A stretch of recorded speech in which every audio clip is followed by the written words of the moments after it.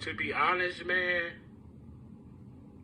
it really was, you know, happenstance, man. Like, really, I wasn't planning on putting out music. It was more or less me trying to, you know, help friends out, you know. You know, I had a cousin named Marlon, you know, R.I.P. He was doing something with Loe, and him and Loe happened to pull up over my crib. Like, hey, come on, shout out Loe Louis. let's go to the studio, you know, and drop some music. And he wanted to help me help him with the music. So in the process of me helping him with the music, he got killed. So when he got killed, that kind of left me and Loe, you know, like, what we gonna do? And then that's when Loe had, you know, had his little thing going on with, you know, it was like, this all was like simultaneously. Like, he had like the thing going on with Proof. And then once he had the thing going on with Proof, he played that beat for me and bust that rap for Loe Louis. And I was like, you know what? We gotta put this shit out. Right. And it kind of started right there. You know what I mean? So after we put out the Loe Louis cut, then the cut with him and Proof, you know, that was on King David. You know, I mean, I ain't trying to go all into that. Butter said that, not me.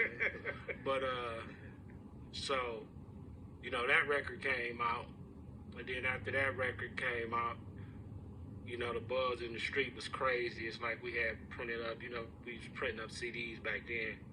We printed up like 5,000 promos, and it took off from that point. Right. You know what I mean? In Detroit, people wasn't really trying to deal with the music. You know, you walking up on them with a CD, you like, hey man, put this in, and we walking up on all niggas with bang in the car. Right. So we like, hey, put this in, man. If it don't bang, then you can run this bitch over. So everybody put that boy in, and you know how that, you know, it dropped, that boom. Right.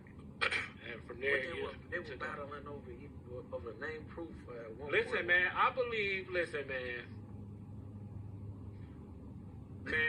you know I love Proof to the Proof is my man. I think Proof was just trying to do the you know, just egg Loe on, man, and turn him on to me, because it was just the way that he knew if once he got on there and said what he said, he was gonna say something back.